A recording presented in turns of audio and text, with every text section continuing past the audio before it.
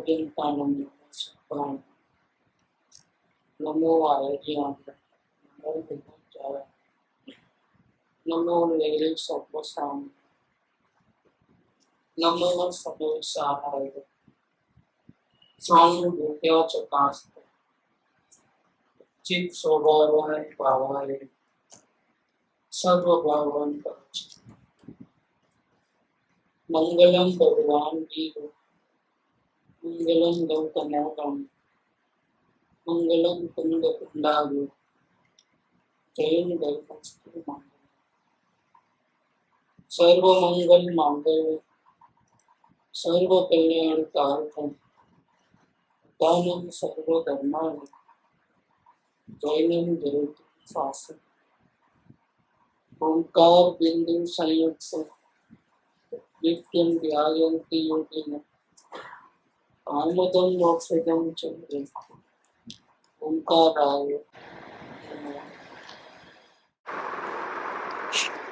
श्री संबतभद्र आचार्य देव रचित श्री रत्नकरण सावकाचार,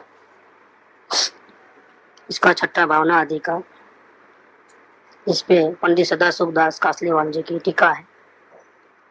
16 करण भावना का विषय। इसके अंदर 15वीं भावना है सन्मार्ग प्रभावना भावना। अनंत काल में भटकने के बाद जिनेन्द्र का पूर्ण सत्य और वितराग मार्ग मिला और उसकी आज्ञा उपासना करने से अपने स्वस्वरूप का भान हुआ। ऐसे ज्ञानी पुरुष जिसको बाहर से सुख नहीं, अंदर आत्मा में सही सुख मिला और अनुभव भी किया, ऐसे ज्ञानी पुरुष को ऐसे परम पवित्र वितराग मार्ग की प्रभावना प्रचार प्रसार जगत के दूसरे जीव भी इसको पाकर के सुखी हो जावे, ऐसी भावना होती है। और इसके कारण से वो जिनेन्द्र की भक्ति और बाह्य आचरण भी इस प्रकार से वितरागता को महिमा करने वाला करता है। ऐसे प्रचार प्रसार के अंदर जिनेन्द्र भक्ति के अलावा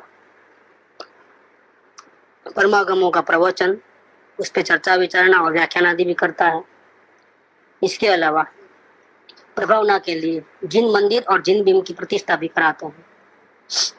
जिनेन्द्र के प्रतिबिंब की प्रतिष्ठा कराना, जिनेन्द्र देव का मंदिर बनवाना, इनसे सन्मार्ग की प्रभावना होती है। प्रतिष्ठा कराने से जब तक जिन बिंब रहेगा तब तक दर्शन स्तवन पूजन आदि करके अनेक भव्य जीव पुण्य उपार्जन करेंगे तथा जो जिन मंदिर बनवाएंगे उन गृहस्थों का ही धन प्राप्त करना सफल होगा। ये जिन मंदिर बनाने से क्या होता है, जैसे पैसा कमाए तो हम बैंक में रख देते हैं या अपना मकान खरीद लेते हैं, लेकिन उसकी वो मकान से कोई पुण्य लाभ किसी को होने वाला नहीं, अन्य जीवों को। 4 लाख में एक मकान ले अपना खुद का और 4 लाख में जिन मंदिर बनाओ, तो पैसों का जो वैल्यू है वो उधर ज्यादा है जिन मंदिर में। कैसे कि अपना मकान तो अपने बच्चों को ही बाद में आएगा या किसको आएगा क्या मालूम, लेकिन जिन मंदिर बन गया तो जितने भी जीव है इसे वहां करके जब तक जिन मंदिर रहेगा तब तक दर्शन पूजा आदि का लाभ सभी को मिलते रहेगा। एक जिन मंदिर से बहुत से पुण्य उपार्जन होता है लोगों को, और इनमें भी कोई भव्य जीव अगर आ गए समझो तो उनका तो वितराग प्राप्त हो जाती है उनके निमित्त से, जिन बिंब को देखने से उनका तो भाव सुधर जाते हैं। तो जिन मंदिर का ये फायदा है कि जो जिन मंदिर बनवाएंगे उन गृहस्थों का ही धन प्राप्त करना सफल होगा, क्योंकि ये धन सिर्फ अपने लिए नहीं, सभी जीवों के लिए, वो भी पाप के निमित्त नहीं है, पुण्य के निमित्त में। और धर्मात्मा भी कोई भी गांव में जाएंगे तो जैसे श्रावक की बात लेवे तो कोई ऐसे ही गांव में जाते हैं कि जहाँ जिन मंदिर होता है, क्योंकि वो दर्शन के बिना तो रह नहीं सकते। श्रावक जहाँ ही जाते हैं वहाँ जिन मंदिर का जिन बिंब का दर्शन होगा तो ही वहाँ जाते हैं, नहीं तो नहीं जाते हैं। तो जिन मंदिर बनने से अपने घर पे तो कोई आएगा नहीं ज्ञानी पुरुष, लेकिन जिन मंदिर होगा तो ज्ञानी पुरुष का भी समागम हो सकता है। क्यों ज्ञानी पुरुष स्वयं ढूंढते हैं जिन मंदिर कहाँ है, जहाँ भी समझो उनका आना हुआ तो जिन मंदिर कहाँ है वो पहले ढूंढेंगे। इस प्रकार से वहाँ जहाँ जिन मंदिर है वहाँ के आजू बाजू के लोगों को ज्ञानी पुरुष का समागम भी कभी कभी हो जाता है। तो अगर इसके निमित्त से कोई पा लेता है तो पा भी लेता है। तो इसके लिए यहाँ पर ये जिन मंदिर बनवाएंगे उन गृहस्थों का ही धन प्राप्त करना सफल होगा। पूजन, रात्रि जागरण, शास्त्रों का व्याख्यान, श्रवण, पठन, जिनेन्द्र का स्तवन, सामायिक, प्रतिक्रमण, अनशन आदि तप, नृत्य, गान, भजन, उत्सव जिन मंदिर होने पर ही होते हैं। इतने सारी एक जिन मंदिर के निवेश से इतनी सारी क्रियाएं होती है। दूसरा, अपने घर में साधन में नहीं आएंगे, लेकिन जिन मंदिर होगा तो साधन में आएंगे भी और बढ़ेंगे भी। कि भाई मंदिर में जा रहे हैं, मंदिर में कोई प्रोग्राम है तो फिर वहां पर लोग ज्यादा आएंगे। घर पे आने में संकोच होता है लेकिन मंदिर में आने में संकोच नहीं होता है। तो इतनी सारी क्रियाएं होती है एक जिन मंदिर बनाने से। तो पूजन, रात्रि जागरण, शास्त्रों का व्याख्यान, श्रवण, पठन, जिनेन्द्र का स्तवन, सामायिक, प्रतिक्रमण, अनशन आदि तप, नृत्य, ज्ञान, भजन, उत्सव जिन मंदिर होने पर ही होते हैं। जिन मंदिर के बिना धर्म का समस्त समागम होता ही नहीं। देखो ये बात आई, जिन मंदिर होगा तो साधन में आपस में मिल पाएंगे और ज्ञानी पुरुष का समागम भी होगा। कभी मुनिराज भी आया तो नगर में आया तो जिन मंदिर देखते हैं तो वहां दर्शन करने जरूर आता है। तो जिन मंदिर बिना धर्म का समस्त समागम होता ही नहीं है। न शास्त्रों का समागम मिलता है इतना ज्यादा, न धर्मात्माओं का समागम होता है, न सत्संग की बराबर व्यवस्थित रूप से कार्य रूप चलते हैं। जिन मंदिर होता है तो बराबर चलता है। इसीलिए अधिक क्या लिखें, अपने तथा पर के उपकार का मूल प्रतिष्ठा कराना तथा जिन मंदिर बनवाना है। ये प्रभावना अंग है 15वां, सन्मार्ग प्रभावना भावना। इसके अंदर जिनेन्द्र देव की भक्ति, शास्त्रों का स्वाध्याय, सामूहिक रूप से व्याख्यान, और 3rd नंबर में जिन मंदिर और जिन बिन की प्रतिष्ठा कराना। ये कायम ही हो गया। आप ये जो है जिनेन्द्र भक्ति तो कहीं भी कर सकते हो, बगीचे में भी कर सकते हो, प्रवचन भी किधर भी रख सकते हो, लेकिन ये जो है जिन मंदिर की स्थापना वो एक कायमी प्लेस हो जाता है। तो वहाँ अपने को भी फायदा है और अपने जाने के बाद अपने बाल बच्चे, अपने परिवार, अपनी संतान, उनको भी संस्कार जन्म से मिल जाते हैं। लोगों का रिवाज ऐसा रहता है कि हमारे जो बाप दादा जो जिस प्रकार से धर्म करते हैं उसी प्रकार से बच्चे भी करते हैं। एक परंपरा चली आती है। तो इसमें हमारी मौजूदगी में अगर ऐसा जिनेन्द्र की प्रतिष्ठा मंदिर वगैरह बन जाता है तो हमारे बच्चे भी जहाँ हम जाते हैं वहां जाते हैं। तो आने हमारे को तकलीफ हुई कि हमको हमारे पिताजी माताजी अलग संप्रदाय में अलग धर्म को पालते थे और हम कोई उनको ये मार्ग सच्चा नहीं मिला था, इसलिए हमको ढूंढना पड़ा ये मार्ग, सच्चा मार्ग किधर है, क्या है, कहाँ सही जगह है, कहाँ सही बात बताते हैं, वो हमको ढूंढना पड़ा है। ये बहुत मेहनत लगी है। ये वारसा जो हमको मिला है वो हमारे पिताजी माताजी की तरफ से नहीं मिला है, क्योंकि वो तो संप्रदाय में उधर उधर थे। लेकिन जिन मंदिर बन गया अगर तो हमारे हम भी जहाँ जाएंगे वहाँ हमारे बच्चे संतान में आएंगे और हमारे दोस्त वगैरह ऐसा करके सब मिलते हैं वहां पर। तो उनके भविष्य की जो संतान है, फ्यूचर है, उनको मूल से ही तो दिगंबर जैन धर्म, तो वितराग जैन धर्म, दिगंबर शब्द से ज्यादा वितराग जैन धर्म, जो मूल जहाँ जिसमें सच्ची बात आत्म कल्याण की है वो मिल जाती है। तो आने वाली पीढ़ी के लिए तो बहुत अच्छा हो जाता है, बहुत कल्याण होता है। हम 4 लाख रुपया छोड़ के जाएंगे समझो, तो खा पी के उड़ा देंगे या मौज मजा कर लेंगे, और वही 4 लाख रुपए का अगर जिन मंदिर बना के जाएंगे तो हमारे परिवार वाले को ये होगा कि हमारा मंदिर है। तो ऐसा अपना बहुत राजी खुशी से जिनेन्द्र भक्ति करने, पूजा करने, ऐसे संस्कार बेसिक से ही संस्कार ऐसे गिर जाते हैं।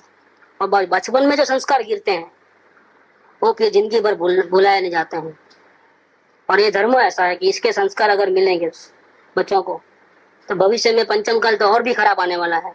आज जो हालत है उससे कई गुना ज्यादा हालत खराब भविष्य में होने वाली है। लोग और भी कठोर, निर्दयी, एक दूसरे का खून करके भी अपनी मौज मजा करने वाले, ऐसे इस प्रकार के लोग, भोग विलास के साधन इतने बढ़ने वाले हैं। तो ऐसी हालत में तो तकलीफ आएगी, तब अपने मानसिक हालत को संभाल के रखना। और जिनेन्द्र के धर्म के सिवा किसी में ताकत नहीं, तो अपने बच्चों में वो ताकत आ जाएगी। नहीं तो क्या होगा कि वो भी ऐसे संस्कार में रह करके, ऐसी हालत में रह करके वो भी ऐसे ही पाप क्रिया में लग जाएंगे। जिनेन्द्र मंदिर, जिनका मंदिर और उनके जिन बिम की प्रतिष्ठा करने से आने वाली कई पीढ़ियों को इसका लाभ मिलता है। एक मंदिर कम से कम इस प्रकार से बेसमेंट लेके बनाते हैं तो 300-400 साल तो आराम से निकल जाते हैं, इतना मजबूत बनता है। तो इतने साल निकल जाते तो इतनी पीढ़ी तक तो उसको फायदा लोगों को मिलता है। 100 साल में 5 पीढ़ी समझ लो, 20-20, 22-22 साल के अंतर पे 25-25, 4 पीढ़ी 100 साल में 16 पीढ़ी तो हो गए। फिर इनमें से कोई की भावना जग गई तो और बढ़ाएंगे, ये इतना लाभ पहुंचा है तो फिर कई लोगों की भावना होती है तो और भी बढ़ाएंगे आगे, इसका जीर्णोद्धार करेंगे या फिर नया मंदिर बनवाएंगे, ऐसा भी कर सकते हैं। तो जिन मंदिर के बिना धर्म का समस्त समागम होता ही नहीं। ये प्रभावना का जिन मंदिर जो है ये कायमी स्वरूप है। कायमी मतलब लंबे समय तक उसका लाभ होगा। ज्ञानी पुरुष है उनकी जिंदगी तो 50-100 साल की समझेंगे, वहां तक ही लाभ है। लेकिन जिन मंदिर बन गया तो उनके जाने के बाद भी उनका लाभ कई पीढ़ियों को मिलता है। इस प्रकार से जिन मंदिर के बिना धर्म का समस्त समागम होता ही नहीं है। इसीलिए अधिक क्या लिखें, अपने तथा पर के उपकार का मूल। जिन मंदिर बनने से अपना भी फायदा है, फिर घर से अपन बाहर जिन मंदिर में स्वाध्याय आदि करते हैं तो उसकी कोई रौनक ही अलग ही होती है, वहाँ के भाव ही कोई अलग होते हैं। यहाँ पर स्वाध्याय आदि करो और मंदिर में स्वाध्याय आदि करो, उसमें बहुत बड़ा फर्क पड़ता है और उसकी तो कोई बात ही अलग है। तो अपनी स्थिरता ही बढ़ती है, अपने को भी आत्म भावना बहुत उज्जवल होती है और पर का उपकार होता है। ऐसे मूल, इन दोनों का मूल प्रतिष्ठा कराना तथा जिन मंदिर बनवाना है। अब जिन मंदिर जो बनाते हैं तो दूसरा एक फायदा है कि धन में आसक्ति कम हो जाती है। धन में आसक्ति घटाने की प्रेरणा। धर्म का उत्कृष्ट मार्ग तो समस्त परिग्रह छोड़कर वितरागता अंगीकार करना है। अगर आप सही धर्म समझे हो और ज्ञानी पुरुष ने तो अनुभूति की है कि सुख तो बाहर की पदार्थ से है नहीं, सुख तो मेरे अंदर में है। तो बाहर के पदार्थ कम मिले या ज्यादा मिले उसका कोई लेना देना नहीं। वो तो चाहते हैं जितनी उपाधि कम हो वो उतना अच्छा, तो परिग्रह जितना कम बढ़े इतना ही अच्छा है। तो ये मार्ग ऐसा है कि वितरागता के साथ साथ त्याग का मार्ग है, वितरागता के साथ साथ अपरिग्रह का मार्ग है, वितरागता के साथ साथ ब्रह्मचर्य का मार्ग है, अपने आप में अकेले में रहने का मार्ग, अहिंसा का मार्ग है, अचोरी का मार्ग है। तो ये मार्ग ही ऐसा है इस प्रकार से कि आत्मा को पाने से ये पंच जो महाव्रत है या अणुव्रत है वो अपने आप जीवन में फलित होते हैं। अब बाहर में तो सुख है नहीं, तो बाहर का कोई पदार्थ को लेने का, भोगने का, उसको जुटाने का, बढ़ाने का कोई प्रयोजन ही नहीं है। जिससे लाभ नहीं है उसको क्या को बढ़ावे। जो माल नहीं बिकता है उसको लेना क्यों, उसमें पैसा क्यों खर्च करना, उसको बिजनेस क्यों करना। ऐसा ही इसके अंदर है कि जिन पदार्थों से बढ़ने से हमारे आत्मा को एक पैसे का भी लाभ नहीं है, उल्टा उपाधि है रखने की, संभालने की। तो परिग्रह नहीं बढ़ाना है। परिग्रह को बढ़ाने में सबसे ज्यादा रोल है वो पैसों का है। अगर आपके पास धन है तो आप परिग्रह बढ़ा सकते हो। तो यहाँ वितरागता के साथ परिग्रह बुद्धि नहीं होने से धन का कोई जरूरत नहीं रहता, लेकिन धन तो पूर्व पुण्य के उदय से आता ही है। अब आप क्या करोगे, तो धन अगर अपने पास आएगा पूर्व पुण्य के उदय से और खर्च नहीं करना है तो वो तो बढ़ते जाएगा समझो। तो खाली होने का नहीं, आने का है लेकिन खाली होने का नहीं, तब क्या करोगे। तो पूर्व पुण्य के कारण से धन तो आने वाला है, आप खर्च करो या न करो, भोग विलास करो या न करो। फिर ये धन बढ़ेगा तो क्या करोगे आप, तो रखना तो है नहीं, रखना नहीं है तो फिर क्या करोगे, उसकी ममत्व रखेंगे तो ममत्व बढ़ेगा, मेरा मेरा मेरा। इसके बदले क्या करना, डाइवर्ट कर देना। ये धन जो आया हमको मौज शौक नहीं करना है, पाप नहीं बढ़ाना है, डाइवर्ट करो। तो कहाँ लगाओ, स्वाध्याय हॉल, जिन मंदिर, ऐसे इसमें लगा दो। तो धर्म का उत्कृष्ट मार्ग तो समस्त परिग्रह छोड़कर वितरागता अंगीकार करना है। परंतु जिसके प्रत्याख्यान व अप्रत्याख्यान कसायों का उपशमन नहीं हुआ है उससे ग्रह संपदा नहीं छोड़ी जाती है। चौथे गुणस्थान वाले जो गृहस्थ हैं वो और मुमुक्षु जीव और अज्ञानी जीव, अगर संपत्ति आएगी तो उसको त्याग करने में उनको रुचि नहीं होती है। क्यों, कि मेरा पना उधर ज्यादा है। ये मेरा अपना कब छूटता है, कि आत्मा का ज्ञान होने से नहीं छूटता है। आत्मा का ज्ञान तो होने से अनंत अनुबंधी कसाय छूट गया है, लेकिन आत्मज्ञान होने के बाद आत्म स्थिरता बढ़ करके अप्रत्याख्यान वर्ण कसाय कम होता है, तब आसक्ति छूटती है। परिग्रह में आसक्ति कब छूटती है, ये अनुव्रत का धारण कब होता है। फिर दूसरा जो प्रकार है कसाय का, उसका नाश हो तो होता है। तो अप्रत्याख्यान वर्णीय कर्म का नाश होगा अंध कसायों का जिस चीज मात्रा में, उस मात्रा में बाहर के परिग्रह को छोड़ने की बुद्धि, त्याग की बुद्धि, आसक्ति छूटेगी और पदार्थ में आसक्ति छूटेगी। तो यहाँ ये बात कहते हैं कि प्रत्याख्यान और अप्रत्याख्यान कसायों का उपशम नहीं हुआ है, वो शांत नहीं हुए हैं, तो ज्ञानी को भी अज्ञानी के जैसे चौथे गुणस्तनवर्ती जो ज्ञानी हो और मुमुक्षु के जैसे ग्रह संपदा छोड़ी नहीं जाती है। उसको अंदर में ज्ञानी पुरुष को भाव अभिप्राय रहता है कि कोई रचकण भी मेरा नहीं, अभिप्राय तो ऐसा ही है, लेकिन छोड़ना चाहे तो छोड़ नहीं सकता है, क्योंकि अभी उस प्रकार का कसाय मौजूद है। तो ग्रह संपदा नहीं छोड़ी जाती। इसका कारण क्या है कि प्रत्याख्यान और अप्रत्याख्यान कसाय अभी मौजूद है। धन संपदा बहुत हो तो प्रथम तो जिनका आपने अन्याय से धन लिया हो उनके पास जाकर क्षमा मांगकर उनका धन लौटा लेना है। अब पैसे आवे तो क्या करना है, पैसे आवे और आपको भोग विलास करने में तो इंटरेस्ट खत्म हो गया है। 5 इंद्रियों के विषय कसाय को बढ़ाना नहीं, क्योंकि आत्मा मिल गया है ज्ञानी पुरुष को। तो पैसे आएंगे समझे पूर्व पुण्य के उद्देश्य से सबसे पहले काम क्या करना है कि आपसे भी भूतकाल में गलती हुई होगी और अन्याय से किसी का धन ले लिया होगा, उनके पास जाकर के हाथ जोड़ के क्षमा मांग करके उनका धन उनको लौटा देना, ये सबसे पहला काम वो करना है। यदि आपके पास धन बहुत हो तो धन के उपार्जन करने का त्याग करना, तो इनकम बंद करो, बिजनेस बंद करो, सबसे बड़ा फायदा ये होगा अगर पैसा ज्यादा है तो। क्यों कि दुकान पे बैठोगे तो पैसा कमाने का जो भाव है वो तो पाप भाव ही है। अभी पैसा आता है पूर्व पुण्य के उद्देश्य से, लेकिन ये पाप भाव के कारण से भविष्य में तकलीफ आने वाली है। तो इनकम सफिशिएंट है, अपने 1-2 पीढ़ी तक कोई प्रॉब्लम नहीं आवे तो बंद ही कर देना, इनकम ही बंद कर। कि क्या करोगे, ये पत्थर के टुकड़े हैं और कुछ नहीं है। और जितना जरूरत है दुनिया में, जितना जरूरत पड़ेगा अपने जीविका के लिए उतना तो ऑलरेडी है, फिर पाप क्यों करना, उतनी आसक्ति क्यों बढ़ाना। तो पहले तो वो दूसरा नंबर वो करना क्या कि फिर भी बहुत इनकम होती है तो फिर वो स्टॉप कर दो, बिजनेस ही बंद कर दो। इससे डबल फायदा, एक तो पाप कम हो जाएगा कमाने का, दूसरा फायदा क्या होगा कि जो टाइम बचेगा उसमें आप अपने आत्म साधना बढ़ा सकोगे, तीर्थ यात्रा कर सकोगे। अभी आपको टाइम नहीं है, जाना है तो नहीं जा सकते क्योंकि बिजनेस चालू है तो कैसे जाएंगे। लेकिन बाद में संस्थान बंद हो गया तो आप बिल्कुल फ्री हो गए तो कहीं भी तीर्थ यात्रा पे या जहाँ ज्ञानी पुरुष रहते हैं या जहाँ सत्संग ज्यादा मिलता है वहां आप जाकर के रह सकते हो।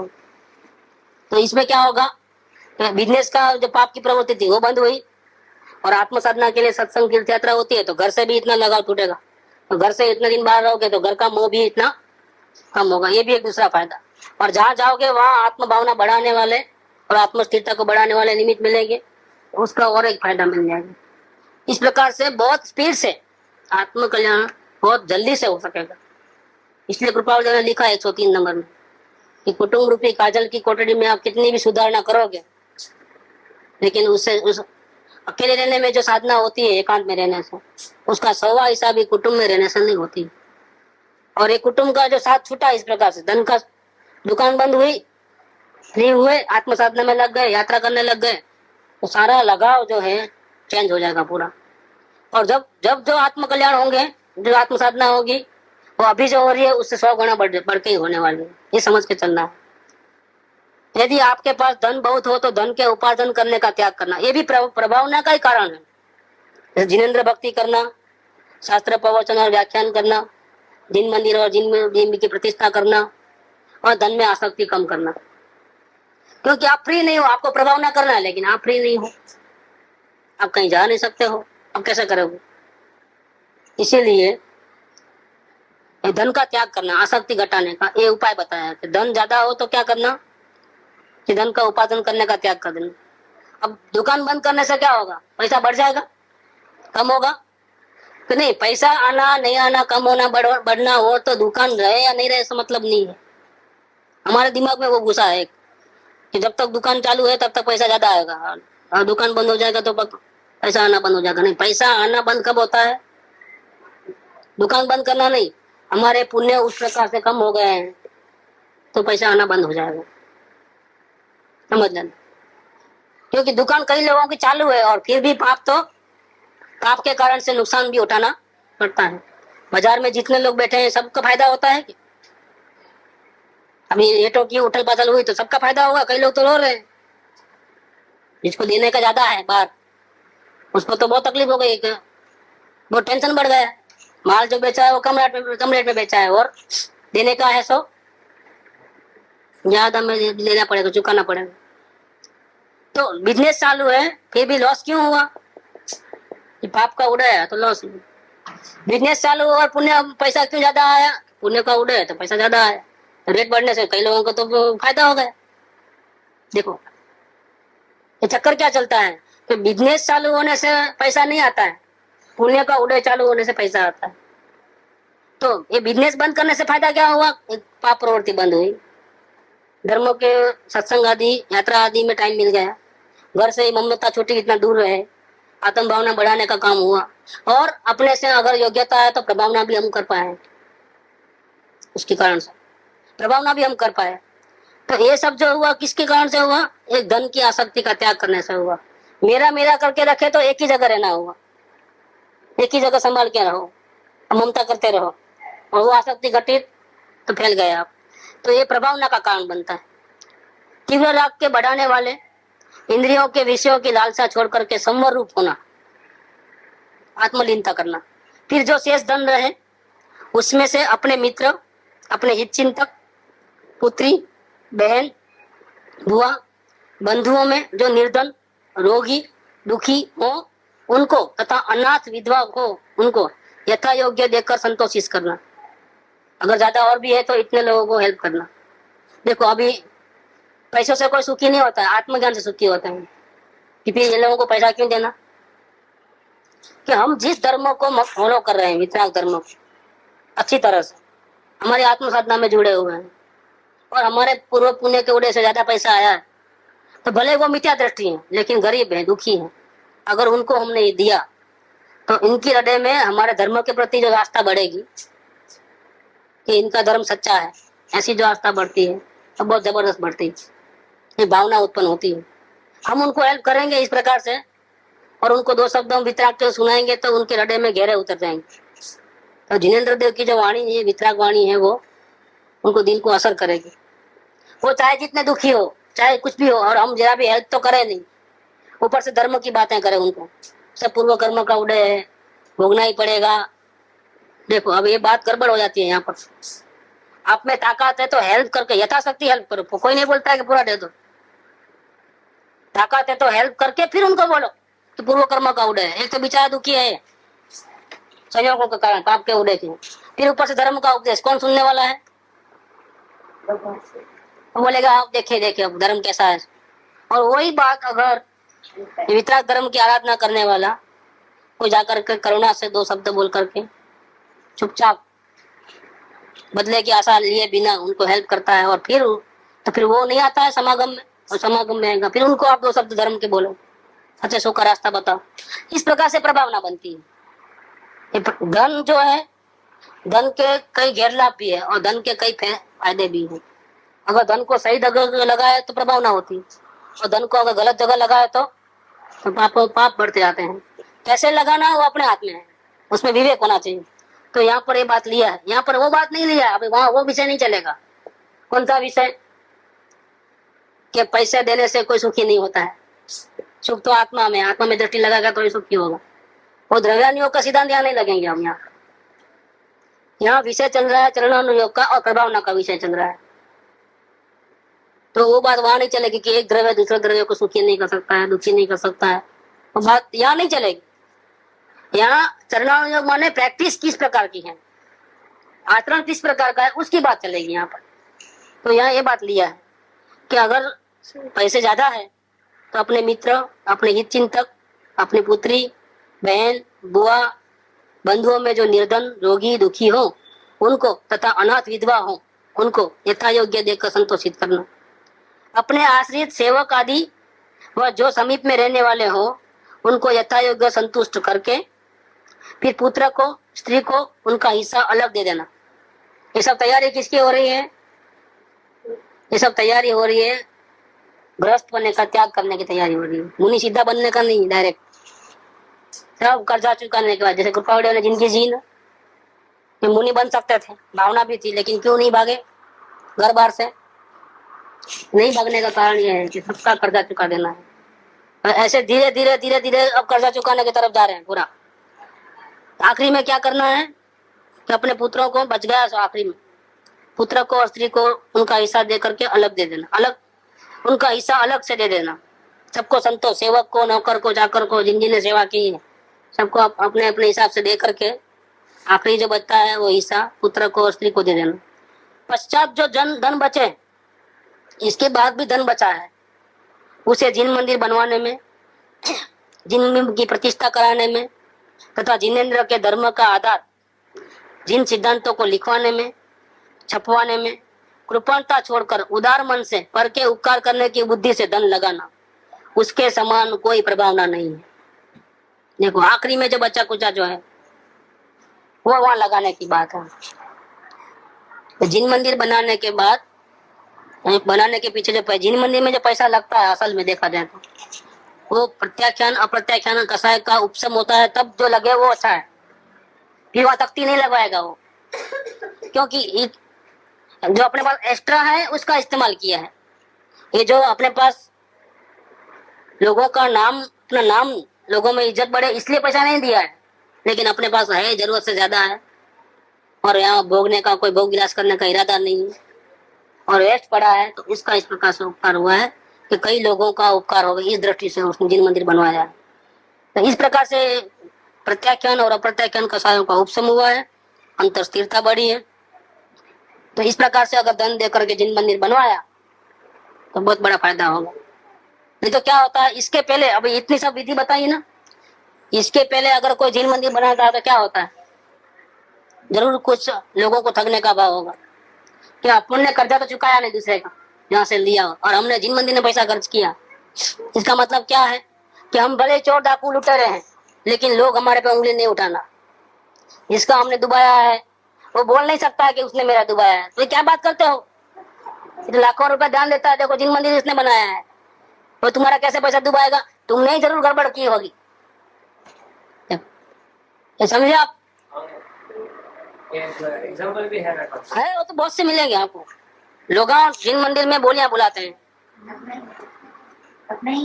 और दूसरा कि इस प्रकार से अगर आपका दान बाहर का व्यवहार क्लियर नहीं है और हम लोग मंदिर वगैरह में खर्च करते हैं तो हमको वहां पर एक बुद्धि खराब हो जाती है। जैसे मंदिर है अपने बाप का ही है, जैसा कि ऐसा वर्ताव होता है, वहां पर अपनापन आ जाता है। जबकि अपनापन घर में भी अपनापन नहीं रहना। ये घर मेरा, एक कुटुंब मेरे, ये दुकान मेरी, इतना भी अपनापन नहीं रहना, इतना भी ममत्व नहीं रहना, तब जाकर के दे उधर। नहीं तो क्या होगा, अपनापन वो चालू रहेगा तो फिर पहले दुकान मेरी थी, अब क्या मैंने पैसा लिखा है तो मेरा हो गया, अधिकारी पना वहां आ जाएगा, भगवान खरीद ले जैसा हो जाता, तो उसकी चलना ऐसा हो जाता है। रूलिंग पावर आ जाते हैं कि मंदिर तो क्या है, ट्रस्ट लोगों के हाथ में जाता है, तो वो वहाँ रूलिंग करने लग जाता है। खुद को आत्मज्ञान नहीं है, किस प्रकार से प्रभावना करना वो नहीं मालूम है, किस प्रकार से अरेंजमेंट करना नहीं मालूम है, मंदिर के प्रोग्राम किस प्रकार से होना ताकि कई लोगों को फायदा होगा, ये कुछ नहीं मालूम है। और फिर भी वो रूलिंग करता है एक पैसे के आधार पे, तो वहाँ बहुत अनर्थ होते हैं। मंदिरों में अनर्थ होने का यही कारण कि मंदिर में पैसे बहुत होते होंगे लेकिन प्रभावना का कार्य नहीं चलता है। बिल्कुल प्रभावना कैसे करना उनको आता ही नहीं, किस प्रकार से, ये बात हो जाती है। तो इसमें कितना सीक्वेंस दिया है, धन में आसक्ति कम करने का मतलब कैसे करना, उसे पूरा लाइन बताया है। पहले कर्जदारों को क्लियर करो, ये बच्चे का और भी इनकम है धंधा बंद करो। अब जो है इसका किस प्रकार से करना है, दुखी लोगों को हेल्प करो, सबको हेल्प करो, अपने परिवार को दो, बाकी जो बचा है वो जाकर के दे के आओ। कंजूसी बिल्कुल करे बिना, उदार मन से, तो ये प्रभावना का बहुत बड़ा कारण बनता है। नहीं तो क्या पैसा दे देगा वो खुद मंदिर में कभी नहीं आएगा, ये भी बनेगा।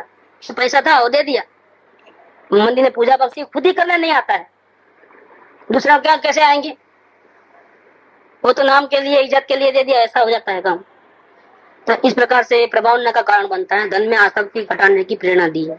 अब आगे कहते हैं, अब सबसे बढ़िया बात है कि बाह्य आचरण में शुद्धता बढ़ाने की प्रेरणा, ये भी प्रभावना का कारण है। वितराग धर्म की आराधना करते हैं और बाहर में गड़बड़ होती है तो प्रभावना नहीं होती है, इफेक्ट नहीं गिरती है लोगों के ऊपर। बाह्य आचरण में शुद्धता बढ़ाने की प्रेरणा, जो मंदिर प्रतिष्ठा तो करावे किंतु अनिति से पराया धन रख लेवे, देखो आ गई बात, अन्याय का धन ग्रहण कर ले तो उसकी समस्त प्रभावना नष्ट हो जाएगी, वो प्रभावना नहीं होगी। जिसको जिसको तकलीफ पहुंची है वो तो बोलेगा काय का धर्मात्मा, इसने इतना खाया है, वो तो ऐसी बातें फैलाएगा ही फैलाएगा।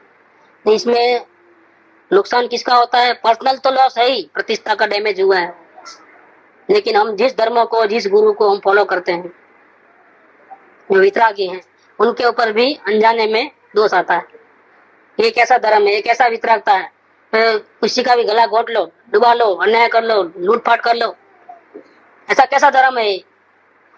तो लोगों की नजर उसके गुरु के ऊपर पहुंच जाती है, वो जिस मार्ग को, जिस धर्म को फॉलो करता है उस पर पहुंच जाती है। और इसमें क्या होता है, सामूहिक रूप से धर्म बदनाम होता है। गलती वो स्वयं करता है और बदनामी खुद की भी और उसके धर्म की, उसके गुरुओं की, सबकी होती है। तो इस प्रकार से नहीं करना है। जो मंदिर की प्रतिष्ठा तो करावे, किंतु अनीति से पराया धन रख ले, अन्याय का धन ग्रहण कर ले, तो उसकी समस्त प्रभावना नष्ट हो जाएगी।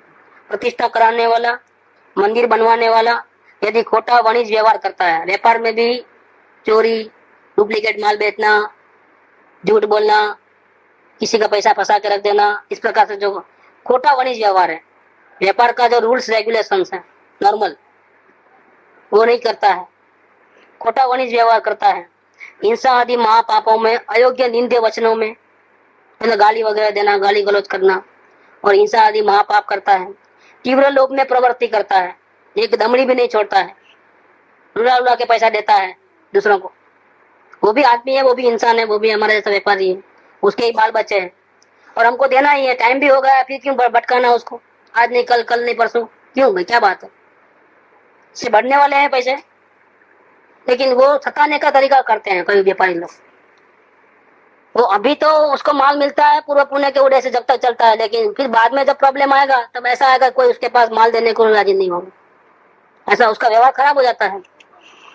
तीव्र लोभ में प्रवृत्ति करने वाला, कुशील में प्रवृत्ति करने वाला तथा अति कृपणता करके परिणामों में संक्लेश रूप होकर धन खर्च करता है, बहुत पीड़ा से, बहुत दुखी होकर के देता है। सामने वाले का हक बनता है, लेकिन इसको पैसा देने में बहुत तकलीफ हो रही है। सामने वाले ने माल दिया है, उसका पैसा हम दे रहे हैं, कोई उपकार नहीं कर रहे, लेकिन पैसा जब हाथ से जाता है तो बहुत दुखी होकर के, आकुल व्याकुल होकर के देता है। तो ये क्या होता है, परिणाम बिगाड़ देता है। पैसा तो देना ही है, लेकिन परिणाम बिगाड़ करके देता है।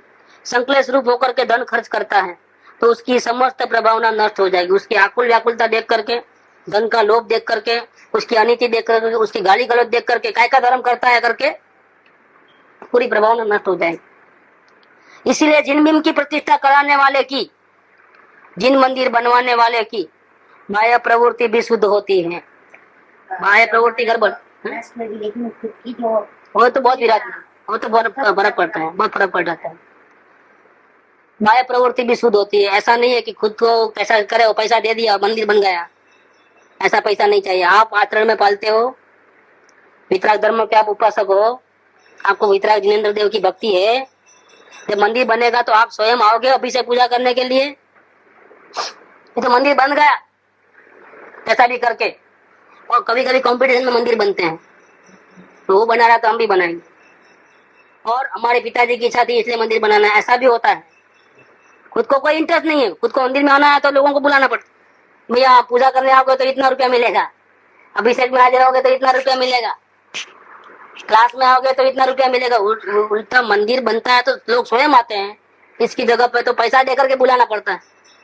नहीं होता है, नेता के भाषण होते हैं तो लोगों को लेके आते हैं लोरियां भर भर के बाहर गाँव से, पूरी भीड़ जमा, 1 लाख लोग आए, 50,000 लोग आए, क्या है ये कोई नेता को सुनने के लिए आया है? वो तो एक शोभा रखने के लिए, मैदान भर गया है, नेता भाषण दे रहा है, वो भर गया है मैदान, इसलिए आए हैं वो, तो पैसा दे करके बुलाते हैं। वैसा ही हाल होगा कि मंदिर बन रहा है तो कोई अपने आत्म कल्याण के लिए नहीं आ रहा है, लोगों को पैसा दे करके बुलाया गया है। नहीं, कब तक चलेगा ये? अंदर से चेंज नहीं है, अंदर का आत्मा गिरा नहीं है, आत्मा को संसार अच्छा लगता है, और आप उनको जबरदस्ती मंदिर में बुलाओगे, कब तक बुलाओगे भैया आप? 1 साल, 2 साल, 4 साल, कब तक? अंदर से तो कोई मजा नहीं आएगी इसको, अंदर इसकी आत्मा को शांति नहीं मिलती है, वहां पर जोर जबरदस्ती आता है तो ये प्रभावना नहीं होती है, प्रभावना उल्टी नष्ट हो जाती है। क्योंकि मंदिर बनाने वाले वो खुद इतने बाहर की रुचि वाले, संसार की रुचि वाले, कि कह भी नहीं सकता किसी को, खुद के हाथ गंदे हो वो कैसे दूसरे को फोर्स करेगा? खुद के आचरण में गलती हो तो किसी को बोल नहीं सकता कि आप मंदिर में आओ। क्यों? कि वो भी तो कहाँ रेगुलर है, वो भी तो कहाँ इंटरेस्टेड है धर्म की बात में। और जब संसार में उसका रूप देखने को मिलता है मंदिर के बाहर, वो इतना घिनौना रूप होता है, इतने पाप की प्रवृत्ति होती है, इतने मौत शोक की बातें होती है वहां पर, इतनी दुनियादारी की बातें होती है कि लोग ये धर्म स्थान में जाता है कल्पना भी नहीं कर सकते। ये धर्मिष्ठ आदमी ऐसा बोल ही नहीं सकते कोई, वो कैसे प्रभाव ना होगी। इसीलिए यहाँ पर कहा है कि जिन भीम की प्रतिष्ठा कराने वाले की, जिन मंदिर बनवाने वाले की बाह्य प्रवृत्ति भी शुद्ध होती है, उससे प्रभावना होती है। मंदिर में शिखर, कलश, घंटा घंटी, कपड़े का चंदोवा, सिंहासन आदि उत्तम उपकरण दे करके तथा स्वाध्याय में प्रवृत्ति आदि द्वारा होने वाली प्रभावना दुख का नाश करने वाली होती है। प्रभावना शुद्ध आचरण द्वारा होती है। अतः जो जिन वचनों का श्रद्धा नहीं होता है कि वितराग मार्ग ही सही है, करने कराने में तो तकलीफ है और जानने देखने में ही शांति है, उससे आत्मा की शांति मिलती है, ऐसा जिसको जिन वचन पे श्रद्धा है वही धर्म की प्रभावना करता है। दूसरे लोग धर्म की प्रभावना नहीं कर पाते हैं कि यहाँ तो जिन वचन को शास्त्र को पूजा करेंगे पढ़ेंगे, बाहर जाकर के ये करना है न वो करना है न, राग और द्वेष चालू रहता है, तो प्रभावना नहीं कर पाते हैं। जैनियों का गाढ़ा प्रेम देखकर अन्य मिथ्या दृष्टि के रडे में भी जैन धर्म की बड़ी महिमा आती है। सच्चा जैन होता है वो आग्रह नहीं होता है किसी बात का, आग्रह नहीं होता है। जैसे अपने को अपना धर्म प्यारा है, ऐसा दूसरे को अपनी अपनी मान्यता के अनुसार रहने का अधिकार है। तुम गलत, तुम झूठे, तुम ऐसे, क्या जरूरत है अपने को बोलने में? हम उसको अपने धर्म में तो ला नहीं सकते, समझा नहीं सकते, ऊपर से उसको झूठा बोलो तो क्या होता है? अगर ताकत है तो आप लाओ उसको अंदर में, वो झूठा है तो आप उसको पहले कैसे अंदर में यहाँ लेके आना उसकी बात करो आप। वो तो आपको प्रभाव नहीं, झूठा बोलना आसान है, लेकिन एक जीव को अंदर से पलटा करा करके उसको इस धर्म के प्रति आसक्ति कराने में, श्रद्धा बढ़ाने में, वो तो करते नहीं। वो तो आप में योग्यता तो है नहीं समझाने की और झूठा बोल दिए, तुम झूठे हो, क्या होगा इसका रिजल्ट क्या आएगा? तुम झूठे हो तो हमें एक बार झूठा हो 7 बार झूठा है, तुम एक गाली दोगे तो तुम 4 गाली सुन के आओगे। तो ऐसा नहीं होता है। जो जैन धर्म वितराग धर्म का उपासक होता है वो अपनी साधना तो बराबर करता है, लेकिन अन्य जीव जो है उनके प्रति भी प्रेम संबंध रखता है। झूठा पुठा वाली बात नहीं है, तुम गलत हो इस प्रकार की बात नहीं है। वो गलत कहने से कोई गलत नहीं मानता है, उसको आप प्रूव करके दिखाओ उसके जीवन में क्या शांति आई।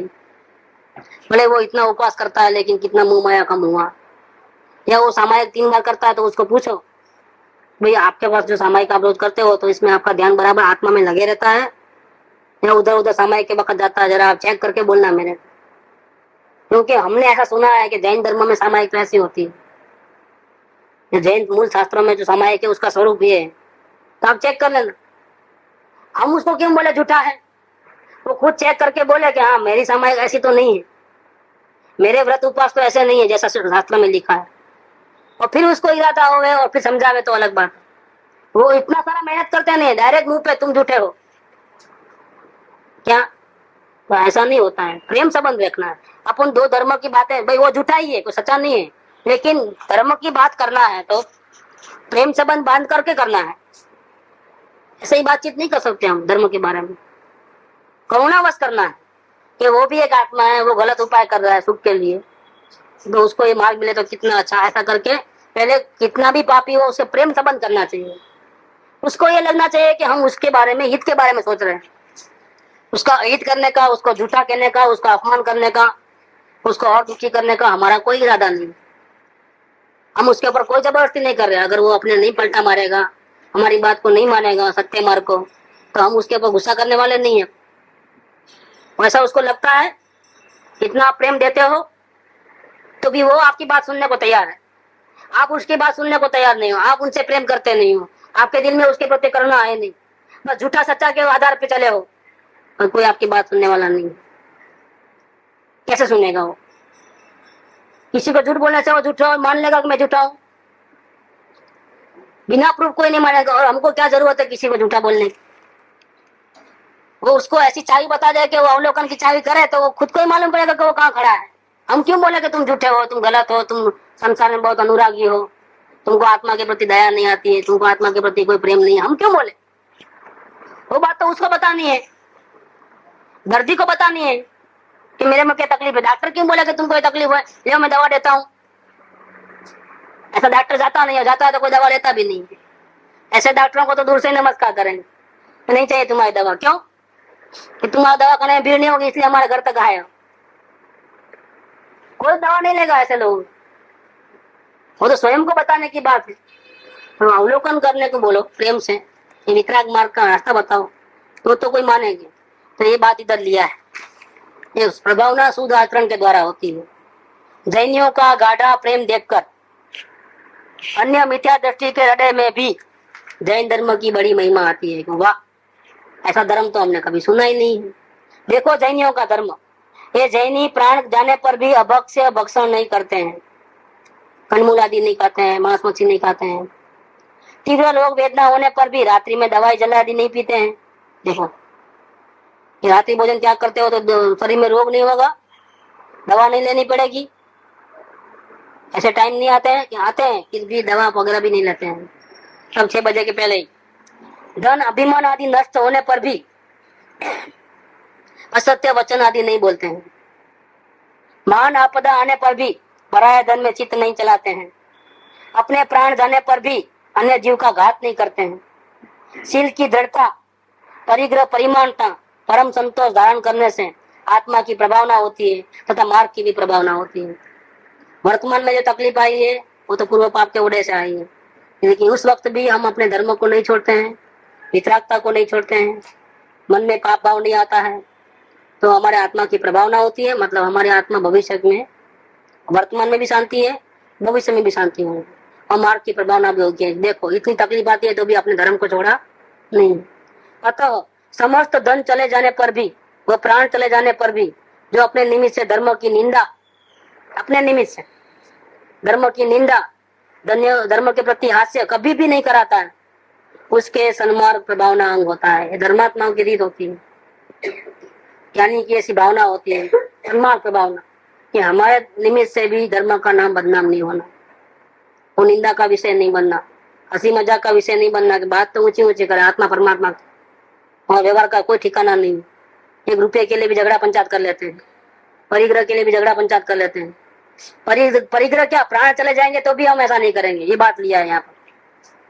अपना समस्त धन चले जाने पर भी, यहाँ तक कि प्राण चले जाने पर भी, जो अपने निमित्त से धर्म की निंदा, धर्म के प्रति हास्य कभी भी नहीं कराता है, उसको ही सन्मार्ग प्रभावना अंग होता है।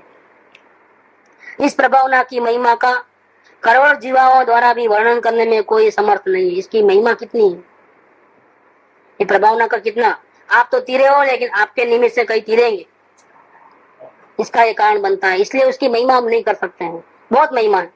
करोड़ों जीवाओं द्वारा भी उसका वर्णन करने में कोई समर्थ नहीं। इसीलिए हे भव्य जनों, 3 लोक में पूज्य प्रभावना अंग को दृढ़ता से धारणा करके इसी की भक्ति से पूजा करो, इसी का अर्घ उतारण करो। जो प्रभावना अंग को दृढ़ता से धारण करता है वह इंद्र आदि देवों द्वारा पूज्य तीर्थंकर होता है। इस प्रकार सन्मार्ग प्रभावना नाम की 15वीं भावना का वर्णन किया है। ये ज्ञान दशा के बाद ये सब गलती निकालने वाली बात होनी चाहिए प्रभावना वाली। ये ज्ञान दशा के बाद की भावना है। जिसको आत्मज्ञानी नहीं हुआ उसको तो कुछ कहना ही बेकार है, क्योंकि उसको तो अनुभव ही नहीं है कि आत्मा में सुख है करके, वो तो बाहर में सुख मानता है। लेकिन जिसको अनुभव हो गया है कि आत्मा में ही सुख है, फिर भी बाहर में चारित्र मोह के कारण से, प्रत्याख्यान और प्रत्याख्यान कसायों के कारण से इतनी सारी गड़बड़ होती है, तो उसको सुधार करके ये भावना बानी पड़ती है कि मेरे से ऐसा कभी गलती न होगा। तो उसको 16 कारण भावना में 15वीं भावना प्रभावना अंग की रहती है। अब 16वीं भावना जो है प्रवचन वत्सल्य भावना, ये अंतिम भावना है, उसका अपन कल से ले लेंगे। अभी 2 दिन चले, 2-3 दिन चल जाएंगे। प्रवचन वत्सलत्व भावना, ये 16वीं भावना है, तो बाद में लेंगे कल से। सुख धाम अनंत सुसंत चही, दिन रात रहे तद ध्यान मही। प्रशांति अनंत सुधामय जे, प्रणमु